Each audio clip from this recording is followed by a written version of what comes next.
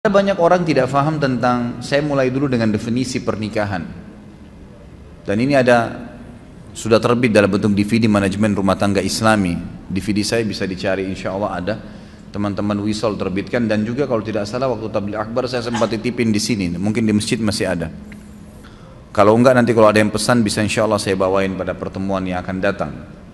Intinya saya sebutkan di situ ada tujuan, ada definisi pernikahan. Banyak orang berumah tangga tidak tahu apa definisi pernikahan. Di dalam Islam itu ada definisinya. Pernikahan dalam Islam adalah penyatuan dua lawan jenis anak Adam dalam sebuah ikatan ritual agama yang menghalalkan hubungan biologis di antara keduanya, serta menyatukan antara kedua keluarga, kedua pasangan, suku dan negara. Itu definisinya. Saya bagi menjadi 3 potongan. Pernikahan dalam Islam adalah penyatuan antara dua anak Adam, dua jenis, ya, dua lawan jenis dari anak Adam, laki-laki dan perempuan. Dari definisi ini keluar tidak boleh nikah sesama jenis, nggak ada homoseksual, nggak ada lesbian. Adanya laki-laki dan perempuan, murni, laki-laki full, perempuan full, semuanya. Yang tengah-tengah nggak diterima dalam Islam. Banci, lesbian, homoseksual nggak ada dalam Islam, ditolak semua, dosa besar, hukum. Nggak boleh, penyakit. Nabi SAW menyuruh seorang banci yang pernah duduk di sekitar para sahabat, lalu Nabi SAW dengar, lalu Nabi mengusir, mengatakan keluarkan orang yang dari Madinah, dianggap penyakit, nggak boleh ada.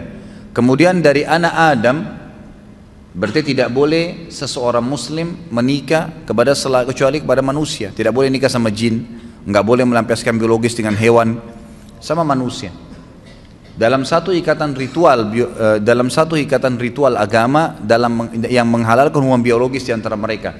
Jadi ini ibadah. Pernikahan adalah ibadah.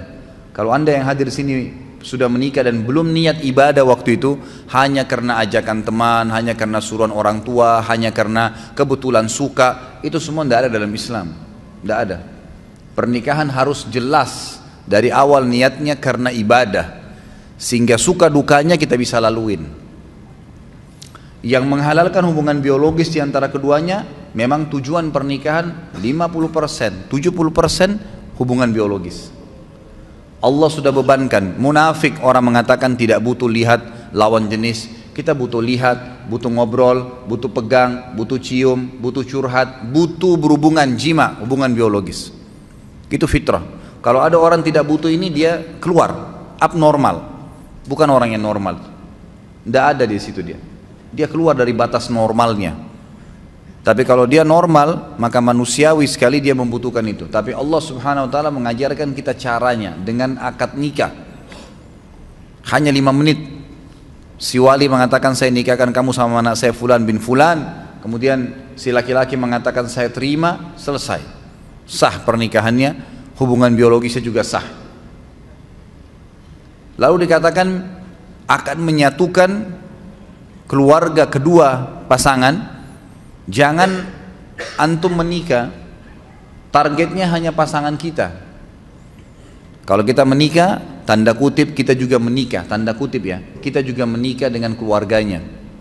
Harus siap, ada ipar, ada mertua.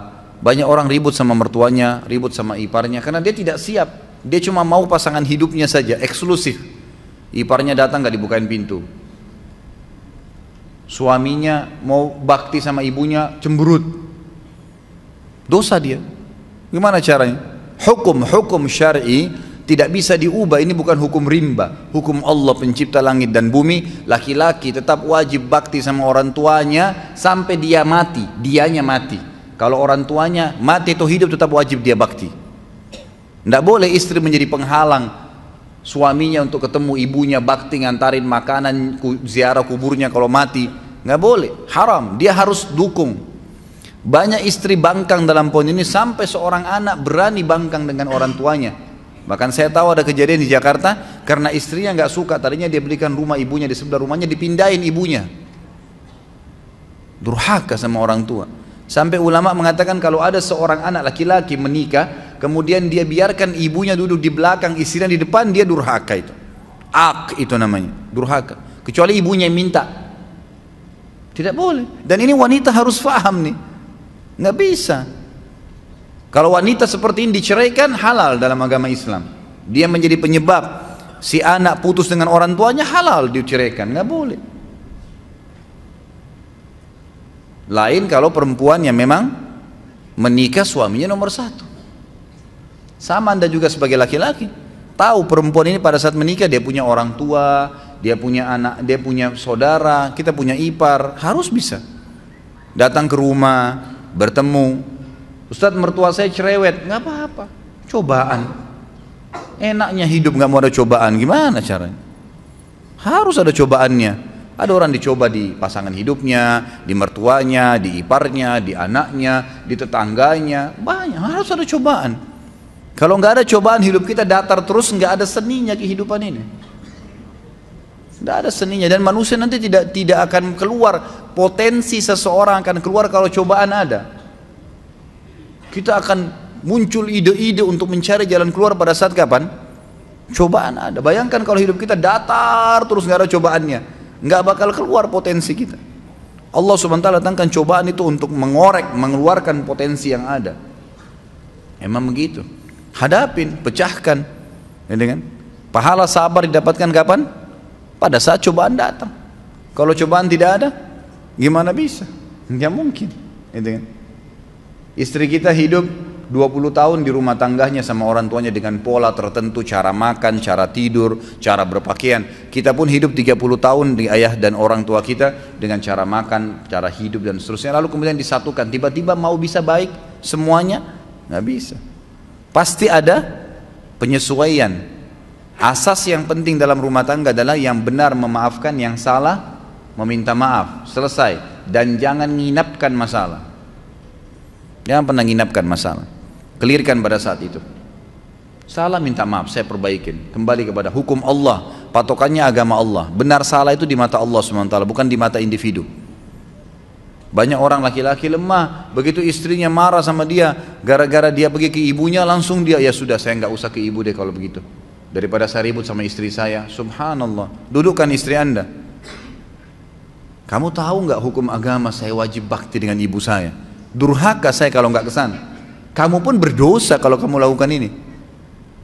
Memang harus begitu. Jangan malah salah di sini, kendor. Harus jelas ya. Kalau perlu seorang istri sokong, kamu ke ibumu, ayo saya temenin. Kapan ke ibu, kapan ke ayah. Berikan sokongan. Kemudian dalam pernikahan juga ada tujuan, teman-teman sekalian, harus ada tujuan. Tujuan pertama itu perluasan hubungan. Memang itu tujuannya. A'udzubillahi minasyaitonir rajim. Ya ayuhan nas, inna khalaqnakum min dzakarin wa untha wa ja'alnakum syu'uban wa qabaila lita'arafu. Inna akramakum innallaha yatqakum. Hai manusia, kami ciptakan kalian bersuku-suku dari laki-laki dan perempuan, dan kami jadikan kalian bersuku-suku, berbangsa-bangsa. Itu variasi Allah kasih. Semua kan dari Adam dan Hawa ya. Kenapa ada orang Arab, ada orang Melayu, ada orang bule, ada orang Afrika, suku-sukunya banyak. Ya Allah sengaja buat variasi itu untuk kalian saling kenal, mengenal. Kata ulama tafsir, dengan pernikahan tahu tradisi makanan ini, pakaian ini, terusnya. Ada tujuan. Orang yang melangkah kepada sebuah perbuatan tanpa tujuan, maka tidak sampai kepada target yang dia inginkan.